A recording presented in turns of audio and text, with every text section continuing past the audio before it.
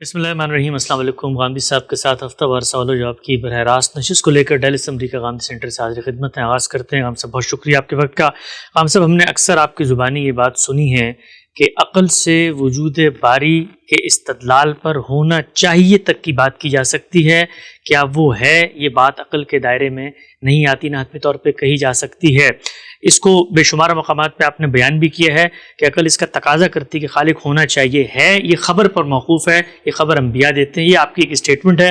اس کے ساتھ ساتھ جب آپ قرآن مجید پڑھاتے ہیں، مختلف مواقعوں پہ سوال ہوتے ہیں تو اللہ کی یہ بات بھی آپ نقل کرتے ہیں کہ قیامت کے دن کوئی کسی شخص کا یہ عذر مسموع نہیں ہوگا کہ مجھ تک انبیاء کی خبر نہیں پہنچی اور میں نے شرک کر لیا، شرک پر اللہ تعالیٰ سزا دیں گے۔ جب عقل یہ کہتی ہے کہ خالق ہونا چاہیے ہے نہ کہ ہے، تو پھر نبی کی خبر پہنچے بغیر اس کو مسئول کیسے ٹھہرایا جا سکتا ہے؟ قیامت میں شرک پہ کیسے سوال ہوگا؟ میں چاہتا ہوں ذرا اسٹیپ بائی اسٹیپ ترتیب بتائیں کہ عقل یہ کیسے تقاضا کرتی کہ ہونا چاہیے اور پھر قیامت کے دن شرک پر سوال کیوں ہوگا؟ یہ دو الگ الگ باتیں ہیں۔ ہماری فطرت میں بہت سی چیزیں اللہ تعالیٰ نے بدیہت کی ہیں۔ سورہ اعراف میں یہی حقیقت واضح کی گئی ہے کہ میں نے تم سے عہد لیا تھا اور اس طرح تمہاری فطرت میں یہ چیز الہام کر دی تھی کہ میں ہی تمہارا پروردگار ہوں۔ خیر و شر کے بارے میں بھی یہی بات ایک دوسری جگہ کہی ہے کہ وَنَفْسٍ وَمَا سَوَّاهَا فَأَلْهَمَهَا فُجُورَهَا وَتَقْوَاهَا۔ میری فطرت میں جو کچھ بدیہت کیا گیا ہے وہ اگر ایک موضوعی حقیقت ہے، ایک داخلی احساس ہے، تو اسے اس وقت تک بنائے استدلال نہیں بنایا جا سکتا جب تک وہ شعور کی سطح پر آ کر عمومی اعتراف کی صورت اختیار نہ کر لے۔ اس کو چند سادہ مثالوں سے سمجھیے۔ ہم جب عقلی استدلال کرتے ہیں تو بنائے استدلال کیا ہوگی؟ بنائے استدلال وجودی حقائق ہوتے ہیں۔ یہ حقائق اگر آپ غور کریں تو علم بالحواس ہے۔ میں اپنے ظاہری حواس سے جن چیزوں کا ادراک کرتا ہوں انہیں بنائے استدلال بنایا جائے گا۔ میں نے اس چیز کو دیکھا ہے، میں نے اس چیز کو سنا ہے، میں اس کو چھو کر اس کے وجود کا احساس کر سکتا ہوں۔ میرے باطنی حواس درد کو محسوس کرتے ہیں، غم، مسرت، رنج، الم، نفرت، محبت، اس طرح کی بہت سی چیزیں۔ یہ بھی موضوعی حقائق ہے، یعنی میرے داخلی احساسات ہیں، لیکن یہ شعور کی سطح پر آ جاتے ہیں۔ یعنی جس وقت باہر سے تحریک پیدا ہوتی ہے تو محبت کا جذبہ امڑ آتا ہے، نفرت بھی، غم بھی، رنج و الم بھی، یہ سب چیزیں میرے باطن میں شعور کی سطح پر آ جاتی ہیں اور پھر عالمی اعتراف بن جاتی ہیں۔ یعنی ان کے لیے مجھے کسی عقلی استدلال کی ضرورت نہیں پڑتی، بلکہ جس سے پوچھئے وہ درد کا اعتراف کرے گا، وہ غم، رنج، الم، محبت، نفرت، ان سب چیزوں کو اپنی اپنی زبان میں بیان کرنا شروع کر دے گا۔ اس کا نتیجہ یہ نکلتا ہے کہ استقراء کے نتیجے میں یہ موضوعی حقائق معروضی حقائق میں تبدیل ہو جاتے ہیں۔ یعنی اس کے نتیجے میں ہم منطق کا کبریٰ وجود میں لانے میں کامیاب ہو جاتے ہیں۔ ہم جب یہ کہتے ہیں کہ تمام انسان فانی ہیں تو یہ ہمارا مشاہدہ ہے، اور اس مشاہدے کو ہم عالمگیر مشاہدے کی صورت میں بیان کر سکتے ہیں۔ اسی طرح درد کو بیان کر سکتے ہیں، اسی طرح سے رنج و الم کو بیان کر سکتے ہیں، خوشی اور مسرت کو بیان کر سکتے ہیں، محبت اور نفرت کو بیان کر سکتے ہیں۔ اس کا خلاصہ یہ ہے کہ بنائے استدلال کوئی چیز کب بنتی ہے؟ تو میں جب یہ دوسری بات کہتا ہوں تو اس وقت یہ بتانا مقصود ہوتا ہے کہ اس دنیا میں جب ہم عقلی استدلال کریں گے تو اس کی ابتدا کہاں سے ہوگی؟ اس کی ابتدا فطرت کے اس موضوعی علم سے نہیں ہو سکتی، اس لیے کہ یہ شعور کی سطح پر کبھی نہیں آتا، اور جب شعور کی سطح پر نہیں آتا تو پھر پیغمبر بھی اس کے لیے تذکیر کرتے ہیں، توجہ دلاتے ہیں، ہمارے باطن کو بیدار کرتے ہیں۔ یہ شعور کی سطح پر اگر آ جائے اور جس طرح درد، غم، خوشی، مسرت ایک عالمگیر صداقت بن گئی ہے اس طرح بن جائے تو پھر یہ بنائے استدلال بنایا جا سکتا ہے۔ تو جب عقلی استدلال آپ کرتے ہیں تو اس کے مقدمات ہر حال میں علم بالحواس پر قائم ہوں گے، اور علم بالحواس کے لیے یہ ضروری ہے کہ وہ میرا علم بھی بنے، آپ کا علم بھی بنے۔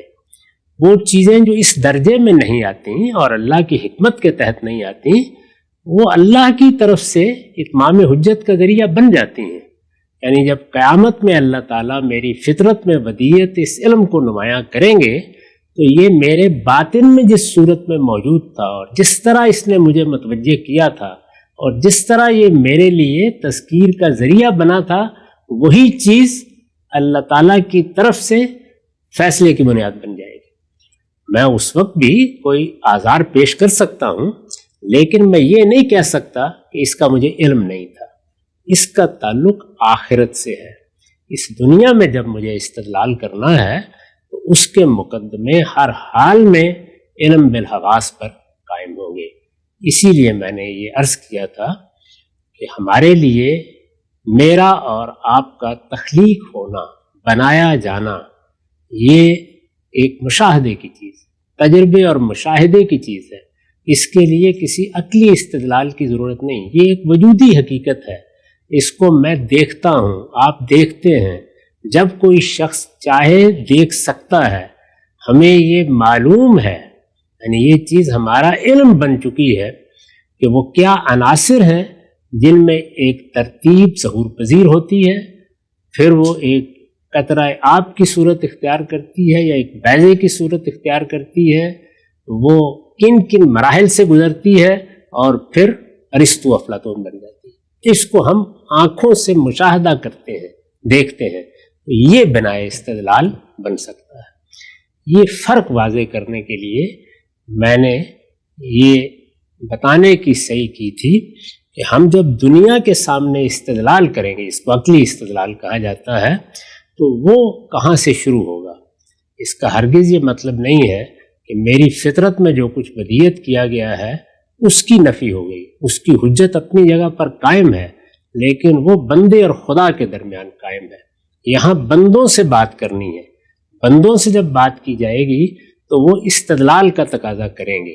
استدلال کا تقاضا کریں گے تو استدلال اسی طرح سے ہوگا جیسے ہر علم میں ہوتا ہے، اور ہر علم میں استدلال علم بالحواس سے اپنی ابتدا کرتا ہے۔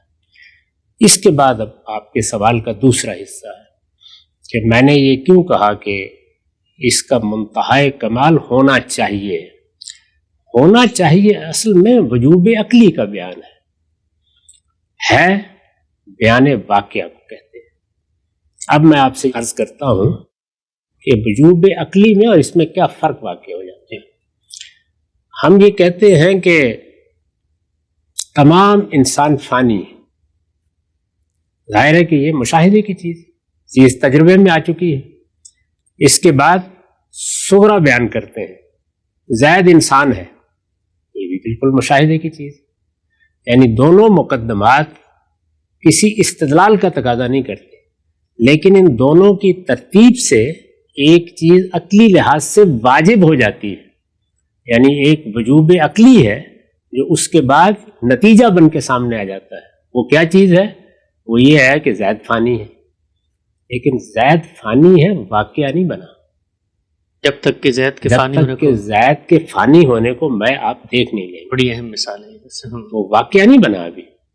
تو وجوب عقلی کو آپ ہے میں تعبیر کر دیں، آپ ہونا چاہیے بیان کر دیں، دونوں میں کوئی فرق واقع نہیں ہوگا۔ یہ کیوں نہیں کہہ سکتا ہوں واقعہ نہیں بنا؟ کوئی شخص سے کہے کہ اس کا فانی نہ ہونا واقعہ نہیں بنا، جب تک آپ کوئی اس کو لے کر نہیں آتے کہ فانی نہیں ہوا تب تک ہم اس کو مانتے ہیں کہ یہ دو وجوب عقلی سے یہ نتیجہ نکلے گا۔ نتیجہ تو نکل آیا نا، یعنی زید کو بھی فانی ہونا چاہیے، زید بھی فانی ہے ایسی کہہ دیں، لیکن زید فانی ہے یہ واقعہ نہیں بنا۔ تو واقعے کا اور وجوب عقلی کا فرق بیان کرنے کے لیے جب عام لوگوں کو آپ سمجھانا چاہیں گے تو اسی طرح سمجھائیں گے کہ ہمارے عقلی استدلال کا آخری مقام کیا ہے؟ ہونا چاہیے، ہونا چاہیے، یہ لازماً ہونا چاہیے. یہ وجوب عقلی کا بیان ہے. اس کو اس طرح بھی بیان کر سکتے ہیں کہ ہے زید فانی ہے، لیکن یہ بیان واقعہ نہیں ہوا. تو آپ ہے کہیں یا ہونا چاہیے کہیں، نتیجے میں کوئی فرق واقع نہیں ہوگا. اگر یہ بات ابھی بھی سمجھ میں نہیں آئی تو میں آپ کے سامنے ایک اور منطقی مقدمہ رکھ دیتا ہوں. تمام انسان ماں اور باپ دونوں کے ملاپ سے پیدا ہوتے ہیں. یہ کیا ہے؟ یہ ظاہر ہے کہ کبرا ہے، یعنی یہ وہ مشاہدہ ہے جو استقراء کے نتیجے میں ہو گیا ہے. اس کو جب بیان کیا جائے گا ہر شخص مانے گا. یہ ایک عالمگیر صداقت ہے. اب ذرا سغرا سنیے. مسیح انسان تھے، نتیجہ نکالیے. مسیح کو بھی ماں باپ سے پیدا ہونا چاہیے. یہ وجوب عقلی یہاں بھی ہے، واقعہ نہیں بنا کیونکہ نہیں ہوا، ایسا نہیں ہوا. جانتے ہیں کہ نہیں ہوا. تو یہ فرق سمجھانے کے لیے میں نے عرض کیا تھا کہ جو چیز عقل واجب کرتی ہے اس کو عام آدمی اسی طرح سمجھے گا کہ اسے کہا جائے کہ تمہیں عقلی استدلال ہونا چاہیے تک پہنچاتا ہے. ہم جب دیکھتے ہیں کہ دھواں اٹھ رہا ہے تو ہم عقلی استدلال کرتے ہیں اور یہ کہہ سکتے ہیں کہ وہاں آگ جل رہی ہے، لیکن صحیح علمی طریقہ یہ ہوگا کہ ہم یہ کہیں کہ وہاں آگ ہونی چاہیے، لازماً ہونی چاہیے. اگر دھواں اٹھ رہا ہے تو یہ ہونی چاہیے یا ہونا چاہیے اصل میں وجوب عقلی کو عام لوگوں کے سامنے بیان کرنے کا اسلوب ہے میں بیان کر دیں یا ہونا چاہیے میں. یہ بہرحال وجوب عقلی ہے، بیان واقعہ نہیں ہو سکتا. تو میں نے یہ فرق واضح کرنے کی کوشش کی ہے کہ عقلی استدلال ہمیں یہاں تک پہنچائے گا، اس کو واقعے میں تبدیل کرنے کے لیے خبر چاہیے. یعنی کوئی آدمی اب جائے اور جا کر دیکھے کہ کیا جہاں سے دھواں اٹھ رہا ہے وہاں فی الواقع آگ جل رہی ہے، اس کو دیکھ لے گا. جب دیکھ لے گا تو پھر وہ کہے گا کہ ہاں آگ جل رہی ہے اور اس سے دھواں اٹھ رہا ہے. اسی طرح کوئی آدمی اس جگہ سے آ گیا اور اس نے آ کے خبر دے دی، یعنی یا وہ میرا تجربہ اور مشاہدہ بنے گا اور یا کسی خبر دینے والے کے تجربے اور مشاہدے کی بنیاد پر میں اس کو واقعے میں تبدیل کروں گا. تو اللہ تعالیٰ کی ذات کے بارے میں یہ بات کہ فی الواقع وہ ہے، وہ علیم و حکیم ہستی ہے جس نے ہمیں بنایا ہے، یہ پیغمبروں کی خبر کے نتیجے میں واقعہ بنتا ہے. اس لیے پہلے دن سے پیغمبروں کو یہ خبر دے دی گئی، پہلے دن سے دے دی گئی تھی، کیونکہ اس کے بغیر یہ بیان واقعہ نہیں بن سکتی. وجوب عقلی رہے گی. وجوب عقلی اصل میں ہے ہی ہوتا ہے، یعنی ہونا چاہیے، اس کو ہر حال میں ہونا چاہیے، لازماً ہونا چاہیے. اسی کو بعض اوقات علم کی زبان میں ہے سے تعبیر کر دیا جاتا ہے. جیسے میں نے مثال دی کہ ہم نے دونوں مقدمات کی ترتیب میں یہی کیا. زید فانی ہے، کوئی غلطی نہیں اس میں، کہہ دیں، لیکن یہ واقع کا بیان نہیں ہے. اسی طرح آپ جب یہ کہیں گے کہ مسیح بھی ماں باپ سے پیدا ہوئے تھے تو یہ بھی وجوب عقلی کی حد تک ایک درست بات ہوگی، لیکن یہ واقعہ نہیں بنی. اور ہمیں ایک دوسرے ذریعے سے جو بہت مستند ذریعہ ہے یہ خبر مل گئی کہ وہ تو ماں باپ کے ملاپ سے پیدا نہیں ہوئی. اس سے یہ بالکل واضح ہو جاتا ہے کہ جو مقدمات کی ترتیب سے نتیجہ نکالا جاتا ہے، یعنی منطقی مقدمات کی ترتیب سے وہ وجوب عقلی کا بیان ہوتا ہے، اس کے نتیجے میں کوئی چیز واقعہ نہیں بنتی. ہم سے نقطہ آپ نے واضح کیا، آگے بڑھاتے ہیں اس گفتگو کو. یہ بیان فرمائیے گا، قرآن مجید میں اللہ تعالیٰ نے کہا ہے کہ لیبلوکم فیما آتاکم، میں اس چیز کے بارے میں سوال کروں گا جو کچھ تمہیں دیا گیا ہے. اب قیامت میں وہ سوال کرتے ہیں ان لوگوں سے جو یہ اقرار کر کے کہہ رہے ہیں کہ ہمیں انبیاء کی خبر نہیں پہنچی. اللہ تعالیٰ دنیا میں جو اصول انہوں نے بتایا ہے کہ اس چیز کے بارے میں سوال کروں گا جو کچھ دیا گیا ہے، وہ دیے جانے کو پوائنٹ آف ریفرنس بنا رہے ہیں، اور قیامت میں اس دیے جانے کو، جس کو آپ یہ کہتے ہیں کہ وہ واقعہ نہیں بنتی جب تک کہ اس کے لیے کوئی خبر نہ آ جائے یا وہ ایک مشاہدہ بن کے حصی استدلال نہ بن جائے، تو اللہ تعالیٰ پھر قیامت میں اگر سوال کر رہے ہیں تو عقل تو یہ تقاضا کرتی ہے نا کہ جس چیز کو انہوں نے پوائنٹ آف ریفرنس بنایا ہے آخرت میں اور دنیا میں انہوں نے کہا ہے کہ سوال میں اسی چیز کے بارے میں کروں گا جو کچھ دیا ہو، تو جو کچھ دیا ہے اس کو پھر اپنی ذات کے اندر ایک پوائنٹ آف ریفرنس بننا چاہیے نا. اس میں کیا شک ہے، وہ بنے گا، تمام موضوعی حقائق بنیں گے، لیکن میرے پروردگار کی عدالت میں بنیں گے. یہاں ہم ایک دوسرے کے سامنے استدلال کر رہے ہیں، یہاں استدلال کے مقدمات بیان کیے جا رہے ہیں. یعنی جب لوگوں کے سامنے کسی چیز کے بارے میں استدلال کیا جاتا ہے تو اس وقت چیزوں کو کیسے بیان کرنا ہے. وہ اللہ کے سامنے تو میرا باطن کھلا ہوا ہوگا، میرے اعضاء شہادت دے دیں گے، میں اس وقت کسی چیز کا انکار نہیں کر سکوں گا. انہوں نے یہ کہا کہ ہمارے پاس کسی پیغمبر کی طرف سے کوئی انذار کی خبر نہیں پہنچی، یہ بتائیں گے. اللہ تعالیٰ اس کے جواب میں یہ کہیں گے کہ جو میں نے تمہارے اندر حقیقت بدیت کر دی تھی، میں اس کی بنیاد پر تمہیں جواب دہ ٹھہرا رہا ہوں. وہ حقیقت تو موجود ہے، لیکن کیا وہ حقیقت اس دنیا میں کسی دوسرے انسان کے سامنے بنا استدلال بنائی جا سکتی ہے؟ میں نے یہ عرض کیا کہ یہ دو بالکل الگ الگ باتیں ہیں. ایک چیز کا موجود ہونا اور اس کا میرے پروردگار کے علم میں ہونا اور میرے اوپر میرے باطن میں اس کی حجت پوری ہو جانا، اس کی بنیاد پر میرا جواب دہ ہو جانا. کہاں؟ دنیا میں، اس پروردگار کے سامنے. یہ بالکل ایک الگ چیز ہے.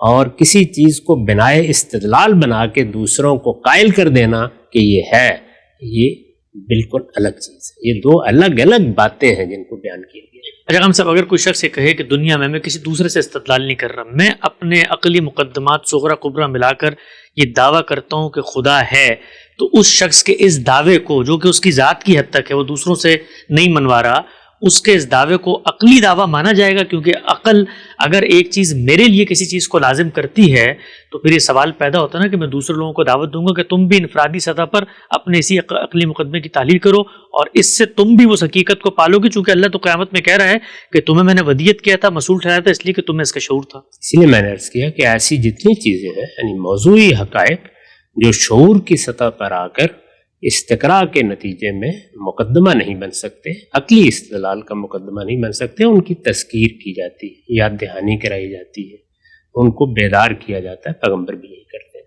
پیغمبروں نے ان چیزوں کی یاد دہانی کرائی ہے. اسی لیے قرآن مجید اپنے آپ کو ذکر اور ذکرہ کہتا ہے. یہاں عقلی استدلال کے مقدمات قائم کر کے حجت نہیں تمام کی جاتی، انسان کو اس کے باطن کی طرف متوجہ کیا جاتا ہے.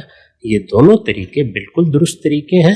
اسی وجہ سے پیغمبر صرف منطقی استدلال کے مقدمات قائم نہیں کرتے، وہ نفس انسانی کو بیدار کرتے ہیں، وہ اس کو غفلت سے جگاتے ہیں، وہ اس کے باطن کی طرف اسے متوجہ کرتے ہیں. وہ یہ کہتے ہیں کہ تم تذکر سے کام لو، تعقل سے کام لو، غور و فکر کرو. یہ اسی لیے کہا جاتا ہے کہ انسان اپنے باطن میں جھانکے اور ان حقائق کو دریافت کرے جس کو وہ خود ہی جان سکتا ہے. تو انسان پر خود اس کے باطن میں بہت سی چیزوں کی حجت قائم ہے اور وہ اس کے پروردگار کے سامنے سب کچھ نمایاں ہے. تو وہاں کا مواخذہ زیر بحث ہے، وہ تو ہوگا، اس لیے ہوگا کہ وہ چیز موجود ہے. لیکن کیا اس چیز کو میں یہاں کسی فلسفی کے سامنے، کسی حکیم کے سامنے، کسی معاند کے سامنے، کسی باحث کے سامنے بنا استدلال بنا سکتا ہوں؟ بنا استدلال تو عقلی طریقے ہی سے بنایا جا سکتا ہے، اور جب بنا استدلال بنایا جائے گا تو اس کی ابتدا کہاں سے ہوگی؟ اس کی ابتدا وجودی حقائق سے ہوگی، اور وہ معروضی ہونے چاہیے. یعنی ان کو میں بھی مانتا ہوں، ان کو آپ بھی مانتے ہوں، اس کے بعد وہ بنا استدلال بنتے ہیں. میں آپ کو توجہ دلاؤں اور آپ اطمینان کے ساتھ یہ کہہ دیں کہ میں تو ایسی کوئی چیز محسوس نہیں کرتا، تو اب میں آگے بات کیسے کروں گا؟ اس لیے دو باتوں کو بالکل الگ الگ رکھنا چاہیے. یعنی کسی چیز کا فطرت میں ہونا یہ بالکل ایک الگ چیز ہے. دوسری چیز کو دیکھیے، یعنی یہ ہمارا جو خیر و شر کا شعور ہے وہ بھی فطرت میں ودیت کیا گیا ہے، لیکن وہ انسان کے شعور کی سطح پر آتا ہے اور عالمگیر صداقت بن جاتا ہے. یعنی ساری دنیا مان لیتی ہے کہ سچ ایک اچھی چیز ہے، دیانت ایک اچھی چیز ہے. خیر و شر کا یہ شعور عالمگیر صداقت بن کے استدلال کی بنیاد بن جاتا ہے. اس پر ہم دنیا کا نظم قائم کرنا چاہتے ہیں تو کوئی شخص انکار نہیں کرتا، خواہ وہ خدا کو مانتا ہو یا نہ مانتا ہو.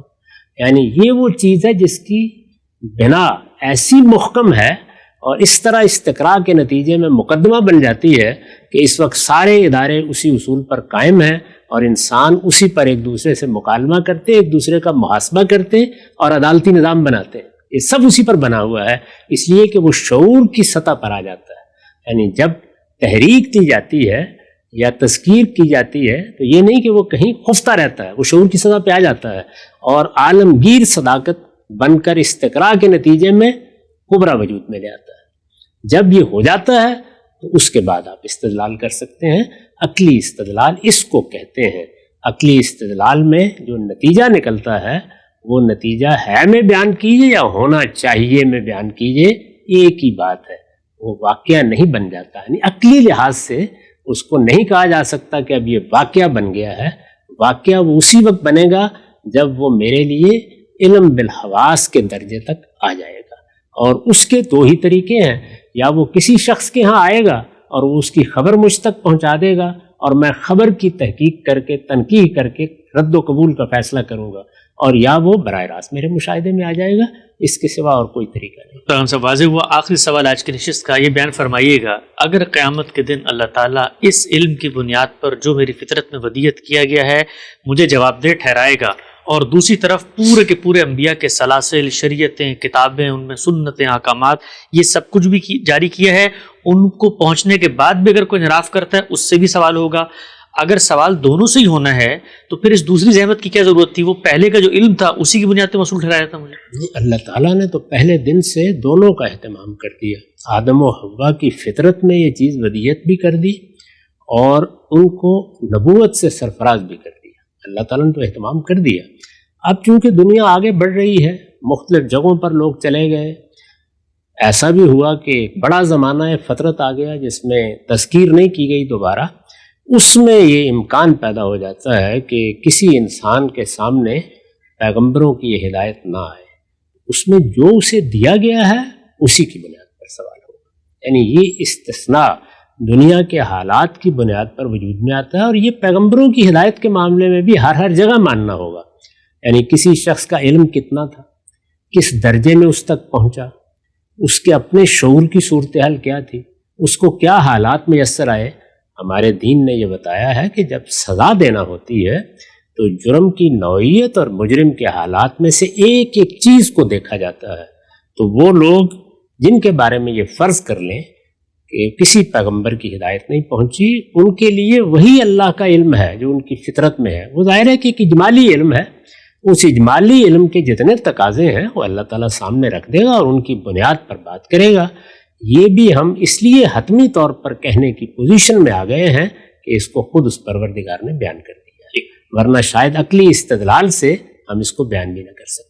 اچھا ہم سب یہ اللہ تعالیٰ کی شان عدل جو ہے اس کے خلاف نہیں. ہم ایک سادہ مثال لیتے ہیں. ایک بچے کو آپ نے اسکول میں داخل کرایا، اس کو سلیبس دیا، اس کو ٹیچر دیا، اس نے پورا سال تیاری کی اور پھر اس کا امتحان ہوتا ہے تو سمجھ میں آتی ہے بات، اس سے سوال و جواب ہوگا. ایک بچہ جو اسکول میں کبھی گیا ہی نہیں، اس کو خبر ہی نہیں پہنچی، نہ اس نے سلیبس پڑھا، نہ کوئی ٹیچر ملا، اس سے بھی وہی سوال ہو رہا ہے جو اس بچے سے ہو رہا ہے. تو انصاف کا تقاضا تو یہ تھا نا کہ چلو اس سے تھوڑا سا کم سوال ہوتا، شرک نہ کرنے کا سوال اس سے بھی، شرک نہ کرنے کا سوال اس سے بھی. اس سے جو سوالات ہو رہے ہیں وہ پورے نصاب کے بارے میں ہو رہے ہیں. نماز پڑھی ہے یا نہیں پڑھی، روزہ رکھا ہے یا نہیں رکھا، پیغمبروں کی تعلیم کے بارے میں کیا رائے قائم کی، اللہ کی کتاب آئی تو اس کو کیا حیثیت تھی، اس پر تدبر کیا ہے یا نہیں کیا ہے. اسی طرح سے تطہیر بدن کے احکام ہیں، تطہیر خور و نوش کے احکام ہیں، ان کی تفصیلات ہیں، جزیات ہیں. تطہیر اخلاق کے باب میں قانون سازی کر دی گئی ہے، متعین قوانین ہیں جو شریعت کی حیثیت سے دیے گئے ہیں، ان سب کے بارے میں پوچھا جائے گا. تو اس کا پرچہ یہ ہے.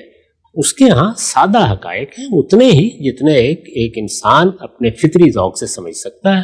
میں دیہات پہ جاتا ہوں اور مجھے کسی منصب کے لیے لوگ چاہیے، تو وہاں میں دیکھتا ہوں کہ ایک ایسا شخص ہے جس کے اندر بڑی حکمت ہے، جو بات کو بہت سمجھتا ہے، تاہم وہ کبھی اسکول نہیں گیا، اس نے کبھی کچھ پڑھا لکھا نہیں ہے.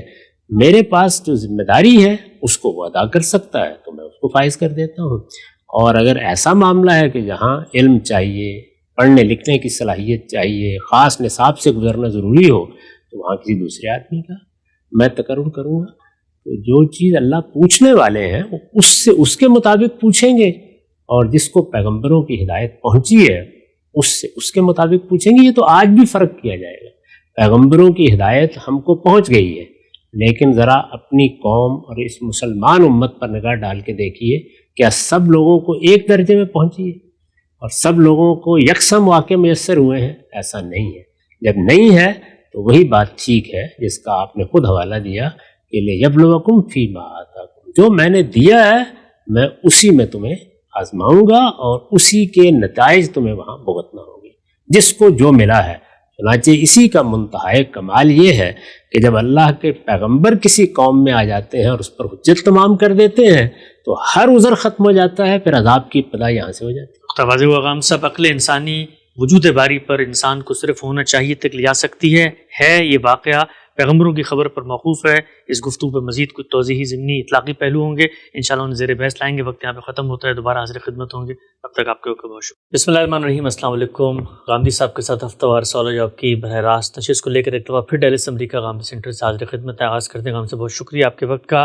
کیا عقل انسانی سے خدا کا وجود ثابت کیا جا سکتا ہے؟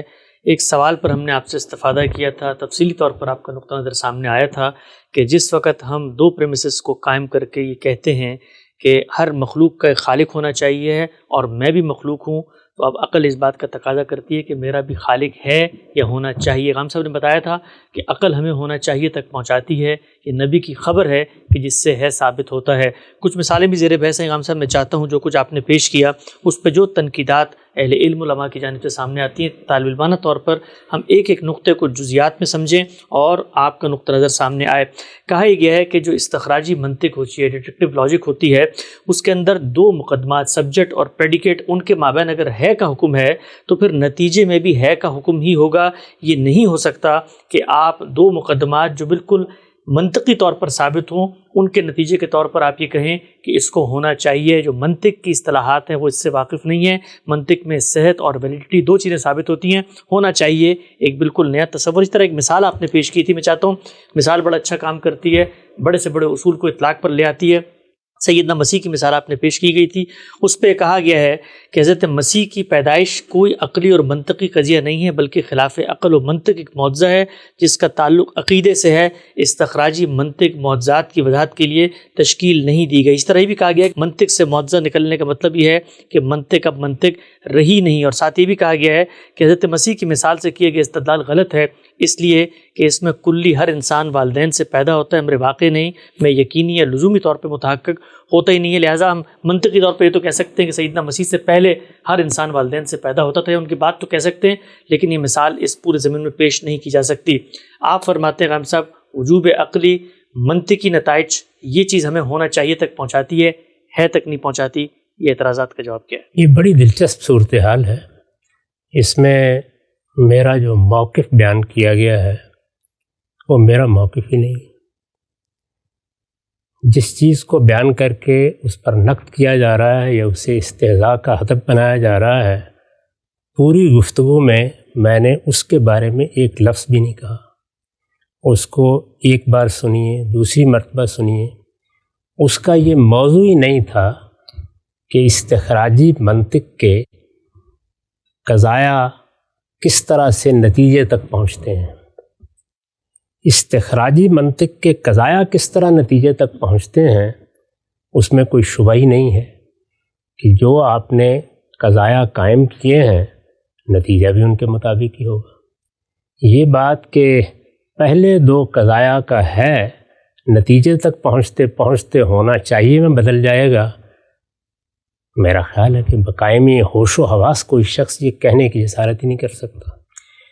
یہ توقع تو کسی طفل مکتب سے بھی نہیں کی جا سکتی کہ وہ اس طرح کی بات کرے گا۔ میرا موضوع استخراجی منطق کا یہ استدلال نہیں تھا، یہ سلوجزم میرا موضوع ہی نہیں تھا۔ نہ میں استخراجی منطق کے نتیجے پر اس پہلو سے تبصرہ کر رہا تھا کہ اوپر کے دو مقدمات سے نتیجہ کیسے نکلتا ہے اور اس میں کوئی فرق واقع ہوتا ہے یا نہیں ہوتا۔ میرا موضوع قضایا تھے، علم کے قضایا، علم کے قضایا جن سے استدلال ترتیب پاتا ہے۔ میں نے جو مثالیں دی تھیں ان میں سے ایک ایک کو لے کے میں اس کی وضاحت کروں گا، لیکن پہلے موضوع کو سمجھ لیجیے۔ موضوع یہ تھا کہ ہمارے علم کے قضایا کیسے وجود میں آتے ہیں۔ ایک تو اضطراری علم سے پیدا ہونے والے قضایا ہیں، جیسے 2 اور 2 4 ہوتے ہیں، ان کو موضوع بحث بنانے کی ضرورت نہیں ہوتی، وہ تو طے شدہ چیزیں ہیں، وہ استدلالی مباحث سے بالاتر رہتے ہیں۔ جو چیز زیر بحث تھی وہ یہ کہ ہم جو قضایا قائم کرتے ہیں وہ 2 صورتوں میں بالعموم قائم ہوتے ہیں۔ ایک یہ کہ ہمارے علم بالحواس کا کوئی چیز حاصل بن گئی ہے، مجھے کچھ ظاہری حواس دیے گئے ہیں، کچھ باطنی حواس ہیں، ان کی تمہید میں نے پوری تفصیل بیان کی تھی، ان حواس کی گرفت میں کوئی چیز آ گئی، حواس نے اس کا ادراک کر لیا، اس سے ایک قضیہ وجود میں آ جائے گا۔ مثال کے طور پر میں نے کوے کو دیکھا، میں نے اس کا رنگ دیکھا، یہ دونوں چیزیں میرے مشاہدے میں آ گئیں، اب ایک قضیہ وجود میں آیا، وہ قضیہ کیا ہے؟ کوہ سیاہ ہے، یہ ایک قضیہ ہے۔ یہ کیسے وجود میں آتا ہے؟ میری گفتگو کا موضوع یہ تھا۔ اس کے بعد اب دیکھیے کہ یہاں تو تجربہ اور مشاہدہ ہے، یعنی میرے سامنے ایک کوہ آیا ہے، میں نے اس کو بھی دیکھا ہے اور اس کا رنگ بھی دیکھا ہے، یہ علم بالحواس کا حاصل ہے، اور ہمارے بہت سے حاصلات اسی علم کے حاصلات ہوتے ہیں، ان سے قضایا وجود میں آتے ہیں، علم پیدا ہو رہا ہے، استدلال کی تو ابھی نوبت ہی نہیں آئی، علم پیدا ہو رہا ہے۔ اس کے بعد دوسری طرح کے قضایا وہ ہیں جو عقلی استدلال سے پیدا ہوتے ہیں، یعنی قضیہ وجود ہی میں عقلی استدلال سے آتا ہے۔ اسی مثال کو لے لیجئے، ہم نے کوے کو دیکھا اور یہ کہا کہ کوہ سیاہ ہے، اب ہم نے بے شمار کوے دیکھے، ہمارے آباء نے کوے دیکھے، ان کے اخبار تواتر کے ساتھ منتقل ہوتے رہے، اتنے ہزاروں لاکھوں کوے دیکھنے کے بعد عقل کہتی ہے کہ اب ایک کلی وجود میں لائی جا سکتی ہے، اس لیے کہ عقل کے استدلال کرنے کا طریقہ یہ ہے کہ اس کو فروع مل جائیں، وہ ان سے کلی نکال لے گی، اس کو کلیات یا اصول مل جائیں، ان کا فروع پر اطلاق کر دے گی، وہ فرع سے فرع تک پہنچتی ہوئی اصل تک چلی جائے گی، اور یہی اس کے استدلال کا طریقہ ہے۔ تو یہاں عقل نے کیا کیا؟ اس نے یہ کیا کہ بے شمار کووں کو دیکھنے سے یہ نتیجہ نکال لیا کہ تمام کوے سیاہ ہوتے ہیں۔ اب یہ جو قضیہ وجود میں آیا ہے یہ میرا موضوع تھا، پہلا یہ قضیہ میرا موضوع تھا، یعنی اس نوعیت کا قضیہ موضوع ہے جو استدلال سے پیدا ہوا ہے، استقراء سے پیدا ہوا ہے۔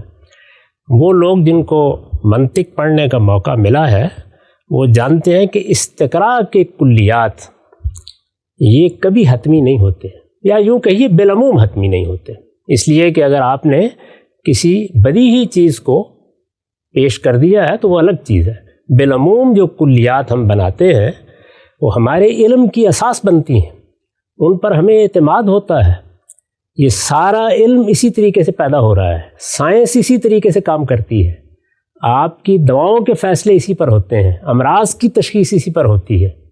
یعنی یہ جو ہم نے ابھی ایک ویکسین ایجاد کی اور جس سے ایک بڑی وبا کا مقابلہ کیا، اس میں ہم نے کیا کیا؟ کیا ہر فرد کو ویکسین دے کر تجربے سے گزار لیا؟ نہیں، ہم نے بہت سے لوگوں کو تجربے سے گزارا اور عقلی طور پر یہ طے کیا کہ اب یہ قابل استعمال ہے۔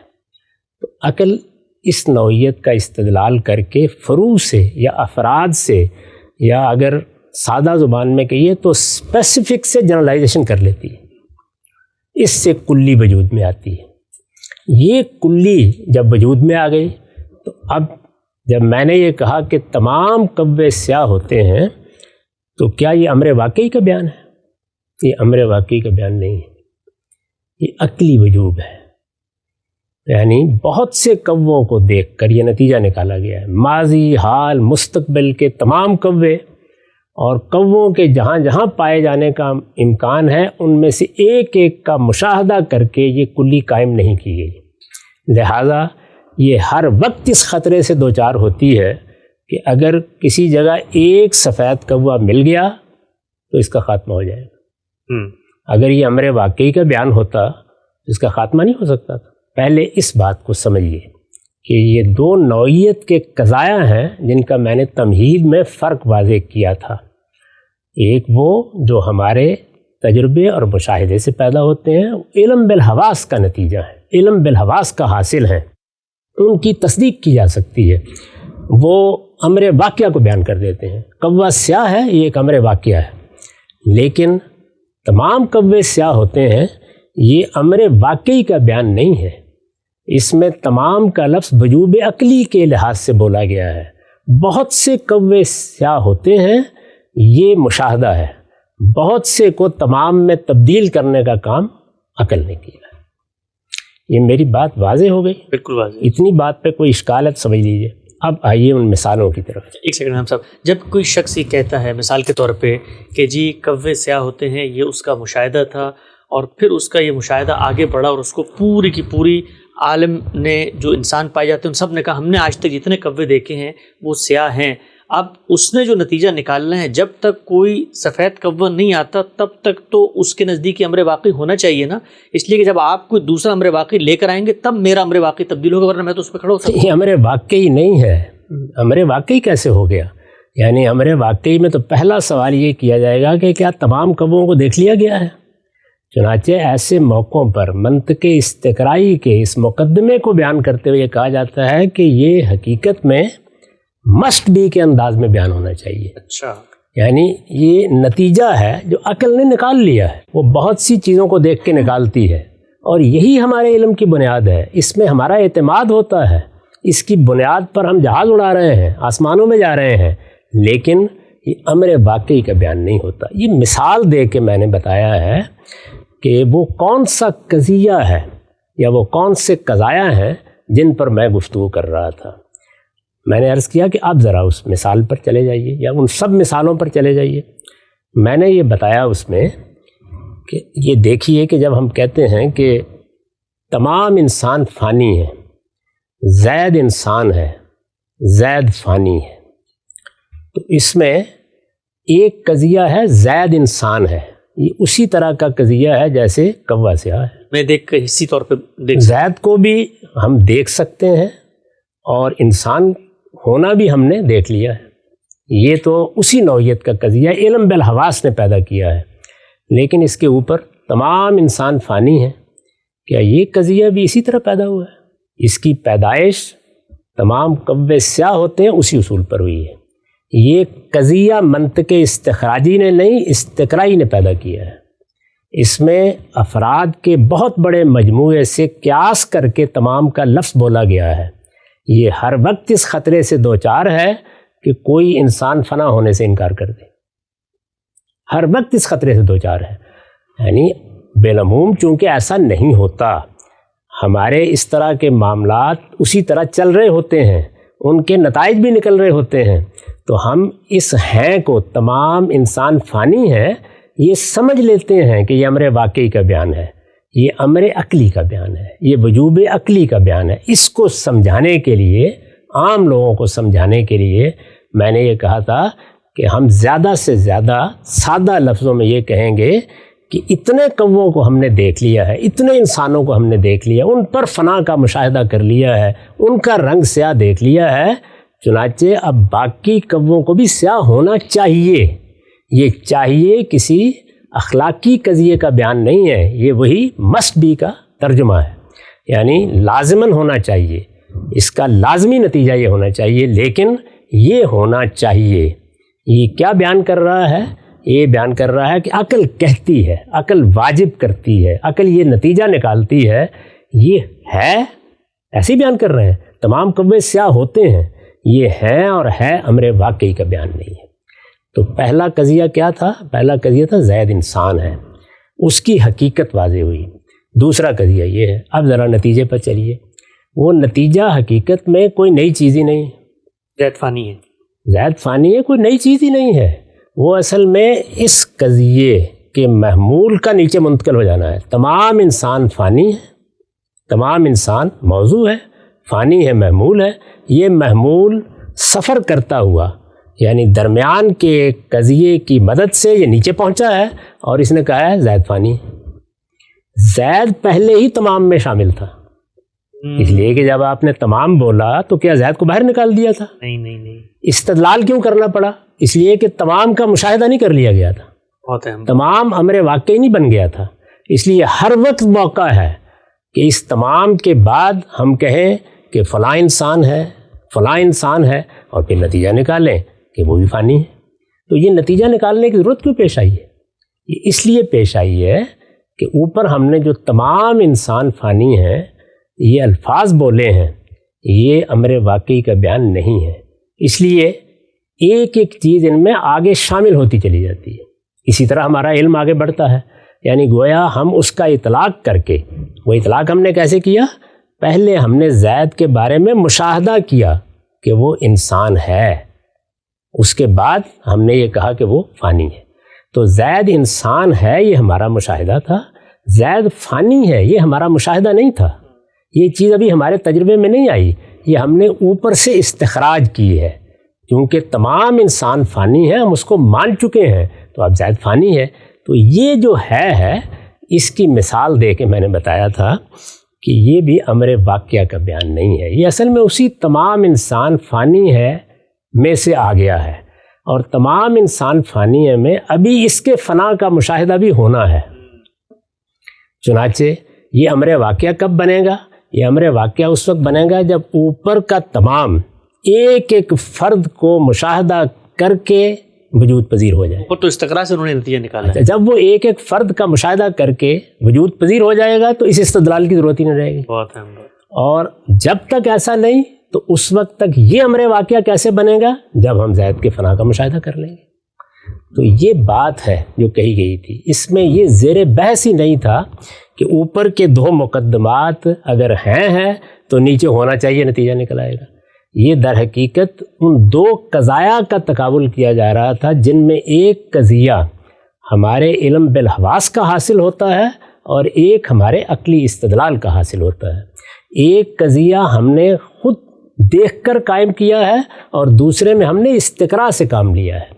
اور استقراء سے کام لینے کے نتیجے میں جو کلی وجود میں آتی ہے وہ کلی کبھی بیان واقعہ نہیں ہوتی.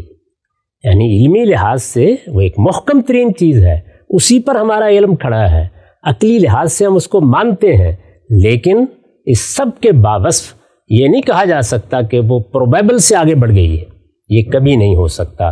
یہ بات سمجھانے کے لیے میں نے دوسری مثال دی، اور اس میں کیا بتایا؟ اس میں یہ بتایا کہ تمام انسان ماں باپ سے پیدا ہوتے ہیں. منطق استقرائیہ کے مطابق یہ کلی بالکل ٹھیک قائم ہوئی ہے. یعنی ہم نے ہزاروں لاکھوں کووں کو دیکھا اور پھر اس کے بعد یہ کہا کہ تمام کوے سیاہ ہوتے ہیں. ماضی، حال، مستقبل کے سارے کوے نہیں دیکھ لیے تھے ہم نے. اسی طریقے سے تمام انسان فانی ہیں، یہ قضیہ وجود پذیر ہوا. بالکل اسی طریقے سے ہزاروں لاکھوں لوگوں کو ہم نے دیکھا، اپنے آباء و اجداد سے سنا، بار بار تجربہ کیا، اور ہم نے کہا تمام انسان ماں باپ سے پیدا ہوتے ہیں. اس میں کوئی ایک ماضی کا استثناء نکالنے کی ضرورت نہیں ہوتی، اس لیے کہ اس پہ تو پہلے ہی بہت سی چیزیں ابھی تجربے اور مشاہدے میں آنی ہیں. تمام انسان ماں باپ سے پیدا ہوتے ہیں، اپنی ذات میں منطق استقرائیہ کے طریقے پر وجود پذیر ہوا ہے. استقراء نے اس کو وجود بخشا ہے. اس کے تمام میں ابھی بہت سی چیزیں آنے والی ہیں. تو اس لیے میں نے مثال دی کہ دیکھیے یہ ہم بالکل ٹھیک ایک کلی قائم کر کے بیٹھے، ایک ٹھیک قضیہ وجود پذیر ہوا، لیکن حضرت مسیح بن باپ کے پیدا ہو گئے. کیا ہوا؟ یعنی ایک سفید کوا نظر آ گیا. تو یہ دو قضایا کی تحلیل تھی. یعنی وہ قضیے جو علم بالحواس کا نتیجہ ہیں ان کی نوعیت کیا ہوتی ہے؟ وہ امر واقعی کا بیان ہوتے ہیں. اور وہ قضیے جو عقلی استدلال سے یا استقراء سے پیدا ہوتے ہیں وہ امر واقعی کا بیان نہیں ہوتے، وہ وجوب عقلی کو بیان کرتے ہیں. اور بار بار میں نے یہ عرض کیا کہ عام لوگوں کو یہ بات سمجھانے کے لیے کہ وجوب عقلی کیا ہوتا ہے میں نے ہونا چاہیے کی تعبیر اختیار کی تھی. یہ منطق استخراجی کے مقدمات پر سرے سے کوئی تبصرہ ہی نہیں تھا. اب میں اس سوء فہم کے بارے میں کیا کہہ سکتا ہوں؟ یہ بھی کر سکتا ہوں کہ اس کی داد دوں، یہ بھی کر سکتا ہوں کہ اس کا ماتم کروں اس لیے کہ محرم کا مہینہ ہے. لیکن بہت ادب کے ساتھ میں یہ عرض کرتا ہوں کہ ہم میں سے کسی شخص کو بھی اس استکبار میں مبتلا نہیں ہونا چاہیے کہ ہم کسی غلطی پر گفتگو کرتے ہوئے یا کسی تنقید کو بیان کرتے ہوئے دوسروں کا علم ناپنے کے لیے بیٹھ جائیں اور ان کو یہ مشورے دینے کے لیے بیٹھ جائیں کہ میں نے یہ چند کتابیں پڑھ لی ہیں، ذرا تم بھی ان کا مطالعہ کر لو۔ علم تواضع پیدا کرتا ہے، وہ چاہتا ہے کہ اپنے مقابل میں ہر شخص کی عزت کی جائے۔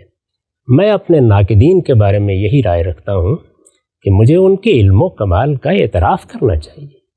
میں ان کے محاسن کو جانتا ہوں، ان کے بارے میں اس حسن ظن کو ہمیشہ قائم رکھتا ہوں کہ وہ اگر کسی موضوع پر گفتگو کر رہے ہیں تو پڑھ لکھ کر رہے ہیں۔ اس سب کے باوجود غلطی کسی بھی انسان سے ہو جاتی ہے، اور رازی و غزالی سے بھی ہوتی ہے، اور ارسطو افلاطون سے بھی ہوتی ہے۔ تنقید کو غلطی کی وضاحت تک محدود رکھنا چاہیے۔ یہ میرا، آپ کا، ہم طالب علموں کا کام نہیں ہے کہ ہم دوسروں کے بارے میں اس نوعیت کا کوئی تبصرہ کریں۔ میں آپ کو ایک واقعہ سناتا ہوں، یہ واقعہ میں نے لکھا بھی ہے۔ میرے جلیل القدر استاذ بیان کرتے ہیں کہ انہوں نے جب امام فراہی سے اپنی تعلیم مکمل کر لی تو ان کے دل میں یہ خواہش پیدا ہوئی کہ وہ مولانا عبد الرحمن محدث مبارک پوری سے، جو تحفۃ الاحوذی کے مصنف ہیں، ترمذی کی شرح انہوں نے لکھی ہے، حدیث پڑھیں۔ پڑھنے کے لیے گئے، طالب علم تھے، عبارت پڑھتے ہوئے کہیں عرفہ پڑھ دیا۔ استاد نے تنبیہ کی کہ یہ عرفہ کیا ہے؟ عرفہ ہوتا ہے۔ اصرار کیا کہ نہیں، عرفہ ہی ہے، اس لیے کہ پڑھ لکھ کے گئے تھے، فاضل تھے، استاذ امام کے یعنی امام فرائی کے تلامذہ میں ایک جلیل القدر شخصیت کی حیثیت اختیار کر چکے تھے، یہ سب کچھ تھا، غلطی ہو گئی۔ تو اس موقع پر استاد نے کہا راجی لغت دیکھیے، واضح ہو گیا کہ بات تو استاد ہی ٹھیک ہے۔ اب اس موقع پر استاد نے شاگرد کو ہدف استہزاء نہیں بنایا، ان کا ولد جواد اللہ، اصیل گھوڑا بھی کبھی کبھی پھسل جاتا ہے۔ تو میں اپنے سب ناقدین کے سوء فہم کو بیان کرنے کے بعد بھی یہی کہتا ہوں کہ ولد جواد اللہ۔ اچھا، نقطہ نظر واضح ہوا، بہت ہی آپ نے ہمبل انداز میں اور بڑی کہتے ہیں مشکل ٹاپک کو سمیٹ دیا ہے۔ غامدی صاحب کا نقطہ نظر سامنے آیا تھا کہ کیا عقل انسانی وجود باری پر ہے کا حکم لگا سکتی ہے، وجوب عقلی کے لحاظ سے ہونا چاہیے تک ہم محدود رہتے ہیں۔ غام صاحب، گفتگو کا آج خاتمہ کرتے ہوئے اسی اصل مثال کو میں کہتا ہوں دوبارہ دہرا دیں کہ ہر مخلوق کا خالق ہونا چاہیے ہے، ہر مخلوق کا خالق ہوتا ہے، میں مخلوق ہوں، میرا بھی خالق ہونا چاہیے۔ یہ جو اوپر کے دو قضایا ہیں ان کی بھی تحلیل کریں کہ اس میں پہلا قضیہ کیا ہے، دوسرا کیا ہے، اور پھر آپ نے نتیجہ کیا نکالا۔ ان پر کسی اور وقت پہ گفتگو کریں گے، پہلے اس قضیے کو کسی انجام تک پہنچا دیں کہ جو بات کی جا رہی ہے وہ اصل میں بات کیا ہے۔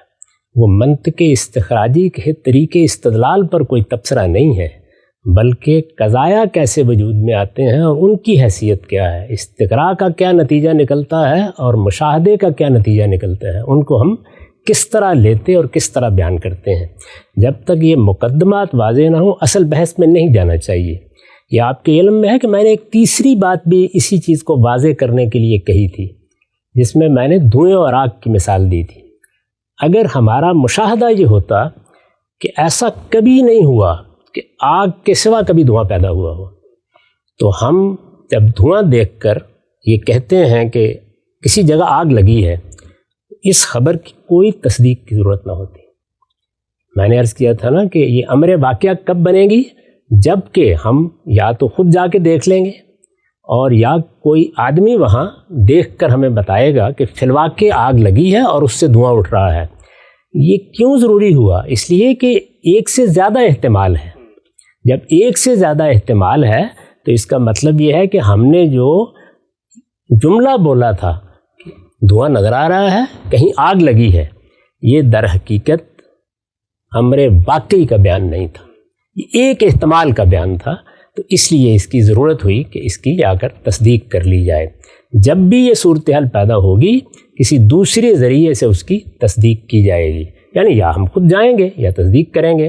تو یہ بات پہلے سمجھنی چاہیے کہ زیر بحث موضوع علم کے قضایا ہیں، زیر بحث موضوع منطق استخراجی کے نتیجے کا اپنے مقدمات سے مختلف ہونا نہیں ہے۔ ایسا نقطہ نظر آپ کا واضح ہوا، وقت یہاں پہ ختم ہوتا ہے، انشاءاللہ بحث کو اگلی نشست میں آگے بڑھائیں گے، دوبارہ حاضر خدمت ہوں گے، اب تک آپ کا بہت شکریہ۔ بسم اللہ الرحمن الرحیم، السلام علیکم۔ غامدی صاحب کے ساتھ ہفتہ وار سوال و جواب کی براہ راست نشست کو لے کر ایک دفعہ پھر ڈیل اسمبلی کا غامدی سینٹر سے حاضر خدمت ہے، آغاز کرتے ہیں۔ ہم سب شکریہ آپ کے وقت کا۔ ایک سوال آپ کی خدمت میں ہم نے رکھا تھا، اس سلسلے گفتگو کی آج تیسری نشست ہے۔ پوچھا ہم نے آپ سے یہ تھا کہ عقل انسانی وجود باری پر کیا ہے کا حکم لگاتی ہے۔ آپ نے فرمایا تھا کہ ہونا چاہیے تک کی بات ہمیں پہنچاتی ہے عقل کی۔ ہر مخلوق کا خالق ہوتا ہے، میں بھی مخلوق ہوں، میرا بھی خالق ہونا چاہیے ہے۔ آپ کس نقطہ نظر پہ کچھ تنقیدات سامنے آئیں، منطقی طور پہ جو قضایا قائم کیے جاتے ہیں اس میں کیا ہونا چاہیے قابل قبول ہو سکتا ہے؟ گزشتہ کل بڑی تفصیل سے آپ کا نقطہ نظر سامنے آ گیا اور ایک ایک قضیے کی تحلیل ہوئی تو واضح ہوا کہ پہلا قضیہ تو آپ کے مشاہدے پہ مبنی ہوتا ہے، لیکن دوسرا ایک استقرائی ہے اور وہ بھی ناقص استقرا۔ ناقص استقرا آپ کو گمان غالب تک تو لے آ سکتا ہے، لیکن جس طریقے سے کوئی چیز ثابت ہو جاتی ہے وہ معاملہ یہاں نہیں ہوتا۔ ہم سب سوال آپ کی خدمت میں یہ ہے، آپ کا یہ نقطہ نظر سمجھ میں آتا ہے؟ پھر آپ نے خود گفتگو کرتے ہوئے وجوب عقلی کا اصطلاح استعمال، کیونکہ پروبیبلٹی کو تو ثابت کرتی ہے یہ بات گمان غالب کی، لیکن جب آپ خود کہتے ہیں کہ وجوب عقلی ہے تو منطق کی اصطلاح میں وجوب عقلی کے تو پھر کچھ اور اثرات ہوتے ہیں۔ گمان غالب کی بات کو وجوب عقلی کیسے قرار دیا؟ وجوب عقلی کیا ہے؟ اس کی تعریف عام طور پر یہ کی جاتی ہے کہ ہوا عدم و قبول الانتفاع فی العقل، یعنی عقل اس کی نفی کا تصور نہیں کر سکتی۔ اس کو اصطلاح میں وجوب عقلی کہا جاتا ہے۔ اس میں اور وجوب عادی میں بعض اوقات اشتباہ پیدا ہو جاتا ہے۔ وجوب عادی کیا ہے؟ وہی جو ہمارے ہاں زیر بحث رہا، یعنی ہم نے کوا دیکھا، پھر بہت سے کوے دیکھے، ہمارے آباء و اجداد نے دیکھے، یہ چیز اخبار کی صورت میں منتقل ہوئی، اس سے ہم نے ایک نتیجہ نکالا۔ وہ نتیجہ کیا تھا؟ وہ یہ تھا کہ تمام کوے سیاہ ہیں، یعنی ایک کلی وجود میں آ گئی۔ یہ کیا ہے؟ یہ وجوب عادی ہے۔ یعنی اگر آپ اس قضیے پر تبصرہ کریں گے کہ یہ کیا بنا ہے تو یہ وجوب عادی ہے۔ اسی پر تمام سائنسی کلیات منحصر ہیں۔ جب ہم کہتے ہیں کہ پانی اس درجہ حرارت پر ابلنا شروع ہو جاتا ہے، پانی اس درجہ حرارت پر منجمد ہو جاتا ہے، پانی ہمیشہ نشیب کی طرف بہتا ہے، یا اسی طرح افلاک کے بعض مشاہدات کو ہم بیان کرتے ہیں۔ کبھی ہر چیز اس طرح ہوتی ہے، کبھی ہمیشہ اس طرح ہوتا ہے۔ یہ کیا ہے؟ وجوب عادی، یعنی ہم برسوں سے یہی دیکھ رہے ہیں، صدیوں سے یہی دیکھ رہے ہیں، نسلوں سے یہی دیکھ رہے ہیں، اسی کے اخبار ہم تک پہنچ رہے ہیں، تو اس کے نتیجے میں ہم اس چیز کو لازمی حقیقت کے طور پر بیان کر دیتے ہیں۔ تو یہ کیا ہوا؟ یعنی ایک عادت مستمرہ کو دیکھ کر ہمیشہ جو چیز ہوتی رہتی ہے ہم نے اس کے وجوب کا حکم لگا دیا۔ یہ ہے قضیے پر تبصرہ۔ یہ کبھی ناقص استقرا ہوتا ہے تو ظاہر ہے کہ غلبہ ظنی کو بیان کرتا ہے۔ وہ اور چیز ہے جس کو میں نے وجوب عقلی کہا ہے۔ وہ کیا ہے؟ وہ یہ ہے کہ جس وقت میں نے یہ عمل کیا کہ میرے سامنے تو افراد تھے، 1000، 2000، لاکھ، 10 لاکھ، یا نسلوں کے افراد جو فنا ہو رہے تھے، یا کوے تھے جن کو میں سیاہ دیکھ رہا تھا، نسلیں سیاہ دیکھ رہی تھیں، یہ افراد تھے۔ افراد کو سامنے رکھ کر میں نے یہ حکم لگا دیا کہ تمام کوے سیاہ ہیں۔ یہ جو عقل نے کام کیا ہے اور جو روز کرتی ہے اور جس سے کلیات بناتی ہے، یہ عمل کیا ہے؟ یہ وجوب عقلی ہے۔ یعنی یہ جو عمل ہوا ہے اور یہ سارے جتنے معاملات بھی ہو رہے ہیں، جیسے یہ چیز زیر بحث آ گئی کہ اوپر کے دو مقدمات جھوٹے ہوں یا سچے، نتیجہ ان کے مطابق عقل نکال کے لے آتی، تو منطق استخراجی کا نتیجہ اس کے اوپر کے قضایا پر منحصر ہے۔ عقل یہی کرے گی، وہ اس کی نفی کا تصور نہیں کر سکتی، ہمیشہ یہی کرے گی۔ اسی طرح جیسے ہی اس کو کوئی فرو دیں گے تو وہ فوراً اصل یا کلیہ اس میں سے نکال کے لے آئے گی، وہ اس کی نفی کا تصور ہی نہیں کر سکتی۔ یہ وہ عمل ہے جس کے بارے میں نے یہ تعبیر استعمال کی ہے، جو قضیہ وجود میں آیا ہے وہ تو وجوب عادی کا بیان ہے، اور اس میں اگر استقراء میں کمی اور ہمیشہ ہی رہتی ہے۔ میں نے تو عرض کیا تھا کہ بہت کم ایسے ہوتا ہے، الا یہ کہ کوئی بدیہات کو قضیے کے طور پر پیش کرے، ورنہ تمام کلیات اسی طرح بنتی ہیں۔ آپ وجوب عادی کی جتنی مثالیں لے لیں، سائنس کے قوانین کو لے لیجئے، وہ سب اسی طرح سے وجود میں آ رہے ہوتے ہیں۔ تو ایک ہے اس قضیے کا حکم کیا ہے، اور ایک چیز یہ ہے کہ یہ جو عمل کیا ہے، ہم نے ایک فعل کو دیکھا، وہ خلق کا فعل تھا، اس سے ہم نے اس چیز کو لازم ٹھہرا دیا کہ خالق ہے۔ یہ جو عمل ہوا ہے یہ کیا ہے؟ یعنی یہ کیا ہے؟ یہ اصل میں عقل کا پیدا کردہ وجوب ہے، اور یہ تعبیر کس چیز کے مقابل میں اختیار کی گئی ہے؟ امر واقعی کے۔ یعنی امر واقعی ہمیں عین الیقین کے درجے تک لے جاتا ہے، وہاں ہماری آنکھیں دیکھ لیتی ہیں، چیز حواس کی گرفت میں آ جاتی ہے۔ اس سے جو وجوب پیدا ہوتا ہے وہ وجوب، یا جو ہم نے نتیجہ نکالا ہے وہ نتیجہ وجوب عقلی ہی کے الفاظ میں بیان کیا جائے گا۔ تو یہاں عقل کا وظیفہ کیا ہے جب وہ کلیات بنا رہی ہوتی ہے، جب وہ اصل سے فرع نکال رہی ہوتی ہے، جب وہ فرع سے اصل نکال رہی ہوتی ہے، جب وہ منطق استخراجی کے دو مقدمات سے نتیجہ پیدا کر رہی ہوتی ہے، اس میں نفی کا احتمال ختم ہو جاتا ہے۔ یعنی وہ عمل ہونا ہے ہر حال میں، اور اس کو اس صورت کو اختیار کرنا ہے۔ ہماری عادت مستمرہ میں جو چیزیں آ جائیں گی ان سے کلی بننی ہے، اس سے قانون بننا ہے، اسی پر ہماری زندگی کا انحصار ہے۔ عقل اس قانون کے مقابل میں اس چیز کو تسلیم کر لے کہ یہ قانون نہیں بننا چاہیے، یا افراد سے کلی نہیں اخذ ہونی چاہیے، یہ عقل نہیں مانے گی۔ تو وجوب عقلی کا یہی مطلب ہے، اور بالکل درست جس نے بھی بیان کیا ہے کہ یہ اصل میں اس چیز کا اظہار ہوتا ہے کہ عقل اس کے انتفاع کو قبول نہیں کرتی۔ جی ہاں سر، نقطہ آپ نے واضح کیا۔ اچھا، ایک توضیحی نقطہ بیان کیجیے گا۔ مثال کے طور پہ دو قضایا ہیں، ان دونوں قضایا سے ہے کا حکم برآمد ہوا، تو اب منطق استخراجی ڈیٹیکٹیو لاجک تو یہ کہتی ہے نا کہ آگے جو بھی نتیجہ نکلے گا اس کو بھی ہے پہ ہونا چاہیے ہے۔ اگر ایک قضیہ مثال کے طور پہ استقراء ناقص، اس کو آپ نے بیان کیا کہ وہ جو انڈکشن کی ہے وہ نقص پہ پائی جاتی ہے، اس میں پوری طرح احاطہ نہیں کیا۔ استقراء ہوتا ہی یہی ہے، یہ کوئی تعبیر نہیں ہے ناقص اور کامل، ہوتا ہی یہی ہے۔ یعنی استقراء کرنے کی ضرورت کیوں پیش آ گئی ہے؟ اس لیے کہ بہت سے افراد دیکھ لیے گئے ہیں، ان تمام افراد کو نہیں دیکھا گیا جو ماضی میں، حال میں، مستقبل میں ہوں گے، ورنہ مجھے یہ بتائیے استقراء کی ضرورت کیوں پیش آئی؟ یہ ہوتا ہی اس طرح ہے۔ استقراء سے جو کلیات بنتے ہیں، یا منطق استقرائیہ میں جو کلیات بنتے ہیں، وہ بنتے ہی اس طرح ہیں۔ تو وہ کیا ہوتے ہیں؟ وہ اصل میں عادت مستمرہ کا بیان ہوتے ہیں۔ تعبیر کرنے کے لیے اگر کوئی اصطلاح بنانی ہے تو وہ کیا ہے؟ وجوب عادی، یعنی یہ گویا ہم نے ہمیشہ ایسے دیکھا ہے، یہی استدلال کیا جائے گا۔ ہم نے تو ہمیشہ پانی کو اسی درجہ حرارت پر ابلتے دیکھا ہے، یہاں بھی ابال کے دیکھ لیجیے، وہاں بھی دیکھ لیجیے، ہم نے تو اسی درجہ حرارت پر منجمد ہوتے دیکھا ہے۔ تو جب آپ یہ بات کہتے ہیں تو اصل میں آپ کیا کرتے ہیں؟ آپ بہت سے افراد کے مشاہدے کو تمام میں بدل دیتے ہیں۔ یہ جو تمام میں بدلنے کا عمل ہے، یہ عقل کہتی ہے کہ واجب ہے، یہ ہونا ہے، ہر حال میں ہونا ہے۔ وہ جو تمام میں بدلنے کے بعد قضیہ بنا ہے، وہ غلبہ ظن پر مبنی ہو سکتا ہے، اس میں بہت سے پہلو زیر بحث آ سکتے ہیں، وہ یہاں بیان نہیں ہو رہا۔ نقطہ واضح ہوا۔ جو نتیجہ ہم نکالتے ہیں، اس نتیجے کے بارے میں جو آپ نے فرمایا ہے کہ ہونا چاہیے تک پہنچاتی ہے عقل اس طرح کے معاملات میں، تو یہ اصطلاحات کا، اس پہ بھی ذرا گفتگو کیجیے گا ہم صاحب۔ جو اصطلاحات ہیں وہ چاہے منطق کی ہوں، چاہے فلسفے کی ہوں، چاہے کلام کی ہوں، چاہے فقہ کی ہوں، اصطلاحات اپنا ایک بیگیج لے کے آتی ہیں۔ اصطلاحات کو جب وضع کیا جاتا ہے تو وہ جامع معنی بنتی ہیں۔ کیا یہ بہتر ہے کہ اصطلاحات کے دامن سے ہٹ کے جو حقیقت آپ بیان کرنا چاہتے ہیں اس کو بیان کر دیں؟ تو وجوب عقلی سے اگر کہیں غلط فہمی ہوتی ہے، اگرچہ اس پورے پروسیس کا طریقہ آپ بیان کر رہے ہیں، کیا یہ کہا جا سکتا ہے کہ جو نتیجہ نکلتا ہے وہ پروبیبلٹی پہ مبنی ہوتا ہے، جیسے آپ نے کل کہا تھا گمان غالب ہوتا ہے؟ دو چیزیں ہیں جن کو پیش نظر رکھنا چاہیے۔ ایک یہ کہ ہم جب گفتگو کر رہے ہوتے ہیں تو اس کو ہم پسند نہیں کرتے کہ علمی اصطلاحات میں گفتگو کی جائے۔ ٹھیک، یہ گفتگویں عام لوگوں سے ہو رہی ہوتی ہیں۔ عام لوگ علمی اصطلاحات میں چیزوں کو نہیں سمجھتے، ان کے سامنے تو اگر نحو کے مصطلحات بیان کر دیے جائیں کہ یہ مفعول مطلق ہے اور یہ تمییز ہے، یہ حال ہے، تو وہ بھی ان کے سر کے اوپر سے گزر جائیں گے۔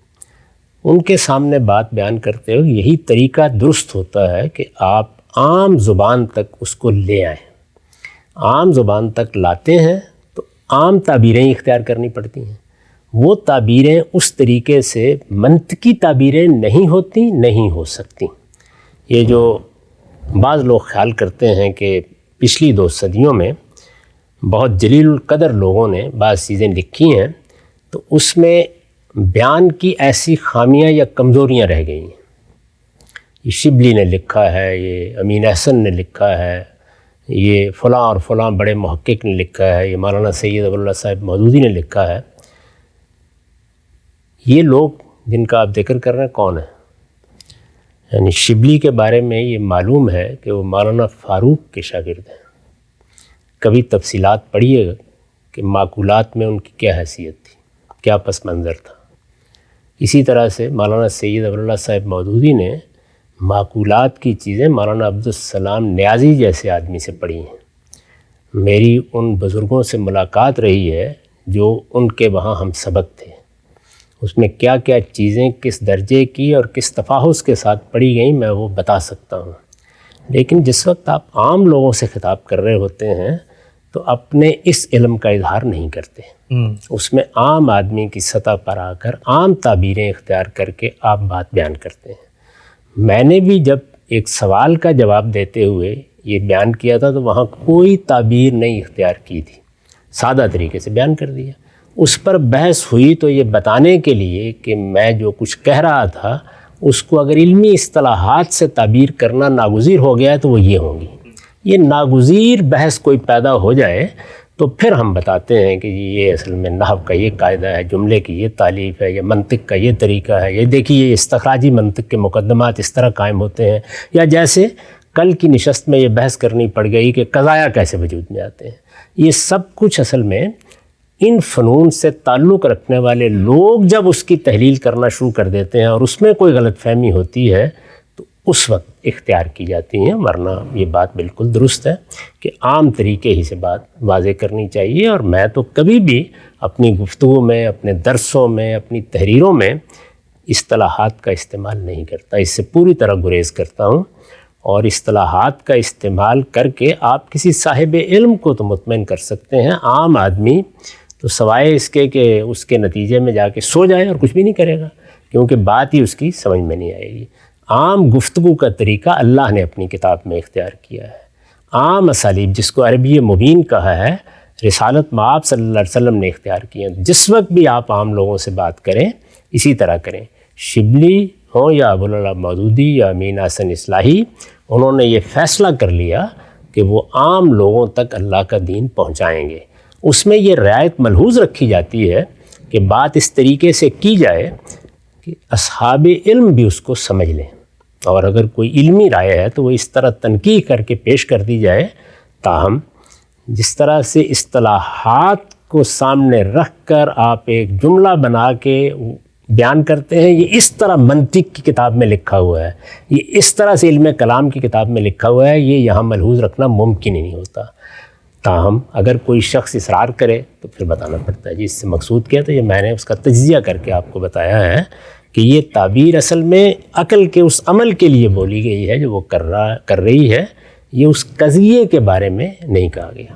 ہم سے نقطہ واضح ہوا۔ اچھا، ایک اور ضمنی پہلو ہم عام طور پہ دیکھتے ہیں جو ہمارے مذہبی لوگ ہیں، مذہبی ذہن، دینی علوم کا پس منظر رکھتے ہیں، فقہ، کلام، تصوف و اس طرح تاریخ کی چیزوں کو پڑھتے ہیں، وہ یہ کہتے ہیں کہ بھائی جب آپ دینی موضوع پہ گفتگو کر رہے ہیں تو دینی موضوع پہ گفتگو کرنے کی بھی ایک روایت بن چکی ہے۔ اگر آپ عقائد پہ گفتگو کر رہے ہیں تو کلامی مباحث میں جو اصطلاحات انہوں نے متعین کی ہیں ان میں بڑا پتا پانی مارا ہے۔ ایسے نہیں کہ ایک دن اٹھ کے انہوں نے کوئی بات کر دی تو ان کو کس دیا ہے انہوں نے، تو وہ اصطلاح جب آپ استعمال کریں گے تو ایک عام آدمی بھی آپ کی بات سے کوئی گمراہی کا نقطہ نہیں نکالے گا۔ تو ان اصطلاحات کو سامنے رکھ کر یا بات کریں، جب آپ ان کو ایک طرف رکھ کے اپنی تفہیم سے بات کرتے ہیں تو اس میں 2 پہلو سامنے آتے ہیں۔ پہلا تو یہ ہے کہ جو پچھلے لوگوں نے بات کی تھی کیا وہ اپنی بات بیان نہیں کر سکے جو آپ آگے بہتر بیان کر رہے ہیں، اور دوسرا یہ کہ وہ لوز تعبیر ہوتی ہے، وہ کوئی جامع معنی اصطلاح نہیں ہوتی، تو کوئی بھی شخص اس سے کوئی بھی معنی نکال سکتا ہے۔ نکال لیں، جب ہم اس طرح بات کریں گے تو معنی ہی نہیں پیدا ہوں گے۔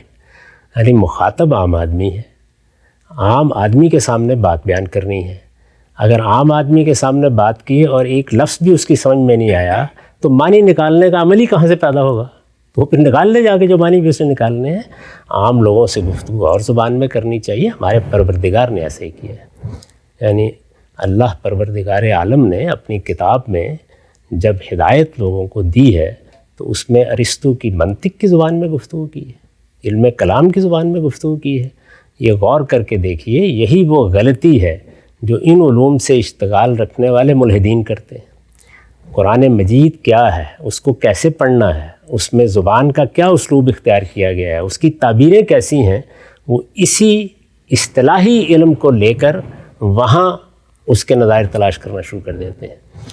اس پر توجہ دلاتے ہیں ہم کہ جب اللہ کی کتاب قرآن مجید کا مطالعہ کرنے کے لیے جائیں تو وہاں یہ دیکھیں کہ عام زبان استعمال ہوئی ہے، اس میں عربی مبین کے اسالیب استعمال ہوئے ہیں، جن کو عرب سمجھتے ہیں وہ استعمال ہوئے ہیں۔ ایک پڑھا لکھا شخص، عام شخص آپ کی بات سمجھ سکے، اس کا لحاظ رکھا گیا ہے۔ عربوں نے اس کلام کو سنا ہے، وہ کوئی منطق اور فلسفہ پڑھے ہوئے نہیں تھے، ان تک ہدایت پہنچی ہے، لیکن ایسا طریقہ اختیار کیا گیا ہے کہ اگر سوء فہم نہ ہو تو قرآن مجید میں وہ تمام مقدمات اسی طرح موجود ہیں جس طرح کہ کسی خاص فن میں ان کو مرتب کر کے پیش کیا جاتا ہے۔ تو ہم بھی جب بات کرتے ہیں تو اسی کا لحاظ کرتے ہیں۔ کسی صاحب علم کے ساتھ کسی مجلس میں بات کرنی ہے تو وہاں اصطلاحات کی زبان میں گفتگو ہو جاتی ہے۔ عام لوگوں کے ساتھ گفتگو میں یہ اصرار کرنا صحیح نہیں ہے۔ عام لوگوں نے دین سیکھنا ہوتا ہے، ہدایت حاصل کرنی ہوتی ہے۔ انہیں کوئی غلط فہمی ہوگی تو اسی وقت ہوگی جب کہ بات ان کی سمجھ میں آئے گی، ہوگی تو اس کو رفع کر دیا جائے گا۔ اگر کوئی صاحب علم اعتراض کرے گا تو پھر بعض اوقات اپنی طبیعت پر جبر کر کے وہ گفتگو کرنی پڑتی ہے جو اب آپ مجھ سے کرا رہے ہیں۔ ٹھیک، اچھا امام صاحب، ایک آخری سوال آج کی نشست کا، چونکہ جب آج کے دور میں ہم گفتگو کرتے ہیں پوری دنیا میں جاتی ہے، عام لوگ بھی سنتے ہیں، اہل علم علماء بھی سنتے ہیں، ہمارے جو مذہبی لوگ ہیں، میں آپ کو چونکہ خود ایک پس منظر سے آیا ہوں، اپنا بھی ایک رجحان بتایا تو ہم لوگ اس شخص کو دین کا عالم سمجھتے ہی نہیں ہیں کہ جو دین کے علوم کی ایک تاریخ مرتب ہو چکی ہے، ان کی اصطلاحات کو اپنی گفتگو میں استعمال ہی نہ کرے، اور تصور فوراً سے یہ آتا ہے کہ جیسے الٹپ یہ شخص آ کے گفتگو شروع کر دی ہے، اس کو پتہ ہی نہیں ہے کہ پیچھے علم کی تاریخ میں کیا ہوا۔ تو کچھ درمیان کا رستہ ہو سکتا ہے کہ ساتھ ساتھ تھوڑی آپ علمی اصطلاحات، مشکل گفتگو کو حوالے بھی کتابوں کے دیتے رہیں اور عام آدمی کو بھی مطمئن کرتے رہیں۔ مجھے ان کو مطمئن ہی نہیں کرنا، وہ اگر عدم اطمینان میں مبتلا ہیں تو رہیں، اللہ نے ان کو علم دیا ہے، اپنے علم کے مطابق زندگی بسر کریں۔ مجھے تو مسلمانوں کو یا عام انسانوں کو اللہ کا پیغام پہنچانا ہے۔ اس کے لیے میرے پروردگار کی ہدایت یہی ہے کہ لوگوں کے ساتھ مبین زبان میں بات کرو۔ وہ اصرار کے ساتھ کہتا ہے کہ ہم نے یہ قرآن اتارا ہے بلسان عربی مبین، عام لوگوں کا یہی حق ہے، ان کو بتانا ہے۔ اگر علماء سے گفتگو کرنی ہے تو پھر عام لوگوں کے پاس آنے کی ضرورت کیا ہے، ان کے پاس ہی جا کے بیٹھ جائیں گے۔ یہ دیکھا جاتا ہے کہ آپ کا مخاطب کون ہے، آپ کس سے بات کر رہے ہیں۔ یعنی آپ کسی مدرسے میں بیٹھ کر طلباء کے ساتھ گفتگو کر رہے ہیں، وہاں اور زبان ہوگی، وہاں اصطلاحات بھی ہوں گی، وہاں علوم کے پس منظر کو سامنے رکھ کر بات کی جائے گی۔ جس وقت آپ عام لوگوں کو قرآن پڑھا رہے ہیں، ان کے سوالوں کے جواب دے رہے ہیں، حدیث پڑھا رہے ہیں، دین کی دعوت دے رہے ہیں، یا عام علوم کے ماہرین کو دین کا پیغام پہنچا رہے ہیں، تو وہ بلسان عربی مبین ہونا چاہیے۔ اس میں اصطلاحی زبان استعمال نہیں کرنی چاہیے۔ ناگزیر ہو جائے کہیں تو اصطلاح استعمال کریں تو اس کی وضاحت کر دیں۔ جب آپ وضاحت کریں گے تو اس میں بھی بہت سے مسائل ہوں گے، کیونکہ وضاحت بھی آپ عام آدمی کے فہم کو سامنے رکھ کے ہی کرتے ہیں۔ اس کا لحاظ کر کے آپ اپنا کام کریں، آپ کو کسی سے داد نہیں لینی ہے، نہ کسی سے منوانا ہے۔ ہم اپنا فرض پورا کریں گے، اور فرض پورا کرنے کے لیے وہی راستہ درست ہے جو ہمارے پروردگار نے اختیار کیا، جو ہمارے پیغمبر نے اختیار کیا۔ ہم سب نقطہ واضح ہوا۔ آخری ایک کنکلوڈنگ ریمارک آپ کا میں چاہتا ہوں، پازیٹیو جگہ پہ کھڑے ہو کے ہم یہ دیکھتے ہیں ہمارے معاشرے میں جدید پڑھے لکھے لوگ آپ جیسے لوگوں کو سنتے ہیں، ان کو آپ کی بات سمجھ میں آتی ہے، کامن سینس ریزننگ کی بنیاد پہ استدلال کیا جاتا ہے، گفتگو عام فہم ہوتی ہے۔ ہمارے علماء سے ایک کنیکشن بھی پچھلے کچھ عرصے میں دیکھ رہے ہیں، 50-60 سالوں میں کچھ عام لوگوں کا کنیکشن بھی ڈسٹرب ہوا ہے۔ مثبت جگہ پہ ہمارے علماء ہیں، ظاہری بات ہے ان کی بات اگر عوام نہیں سنے گی تو دین کی جو خدمت وہ کرنا چاہ رہے نہیں ہو سکتی۔ ان کو کوئی ایک اچھی نیکی خیر کی نصیحت، خود جو پبلک کام آپ نے 50 سال کیا، کہ ایک گیپ نظر آتا ہے جب وہ گفتگو کرتے ہیں. وہی مسجع مقفع کلام ہے, ادبی تعبیرات ہیں, عربی کی اصطلاحات ہیں, یہ مشکل اس طرح کی تعبیرات ہیں, تو ان کو بھی آپ یہ کہیں گے کہ جب وہ لوگوں سے مخاطب ہوں تو ان چیزوں سے ہٹ کے ایک نیا ڈکشن, نیا یونرا ڈیولپ کریں تاکہ لوگوں سے کمیونیکیشن ہو سکے؟ مجھے تو ان سے نصیحت لینی ہے, میں ان سے کیسے نصیحت کر سکتا ہوں؟ میں تو ایک طالب علم ہوں. علماء کا کام ہے کہ وہ ہمیں نصیحت کریں. ادب سے درخواست کی جا سکتی ہے, اور وہ درخواست میں نے اپنا طرز عمل بیان کرتے ہوئے کر دی ہے. جب ہم عام لوگوں سے بات کریں گے تو ہمیں وہ اصطلاحات نہیں اختیار کرنی چاہیے جس کو اہل علم ہی سمجھتے ہیں یا کسی خاص فن کے ماہرین ہی سمجھتے ہیں. میں نے یہ واقعہ کئی بار سنایا ہے کہ استاذ امام امین احسن اصلاحی کچھ بیمار ہو گئے, تدبر قرآن پایا, تکمیل کو پہنچی تو طبیعت خراب ہو گئی. تو ایک ڈاکٹر صاحب کو میں نے کہا کہ ذرا مولانا کو دیکھ لیجئے. ڈاکٹر صاحب تشریف لائے. ڈاکٹر حضرات کو بھی آپ دیکھیے, ان کو بھی یہ مرض لاحق ہو جاتا ہے. ہر علم اور ہر فن بعض اوقات حیضہ بن جاتا ہے, آدمی بیماری میں مبتلا ہو جاتا ہے. بارہا میں نے دیکھا ہے کہ ڈاکٹر صاحب تشخیص بیان کر رہے ہیں اور بے تکلف اصطلاحات بولتے چلے جا رہے ہیں, یہ دیکھے بغیر کہ سامنے کا آدمی اس کو سمجھتے بھی یہ نہیں سمجھتا. تو ڈاکٹر صاحب آ کے بیٹھ گئے, انہوں نے مولانا سے وہی سوال کیا تھوڑا سا معائنہ کرنے کے بعد کہ کیا معاملہ ہوا.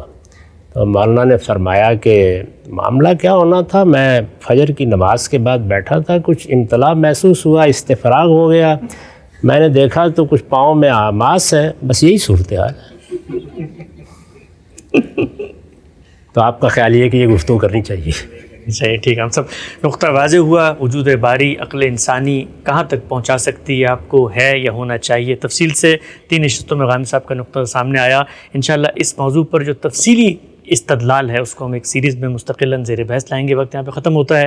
دوبارہ حاضر خدمت ہوں گے, اب تک آپ کا بہت شکریہ.